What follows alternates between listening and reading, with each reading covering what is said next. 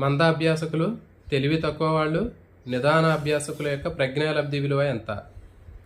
మందాభ్యాసకులు, తెలివి తక్కువ వాళ్ళు, నిదాన అభ్యాసకుల యొక్క ప్రజ్ఞాలబ్ధి విలువ ఎంత? సో దీనికి సరైనటువంటి సమాధానము 70 నుంచి 89. ఓకే, సరైనటువంటి సమాధానము 70 నుంచి 89.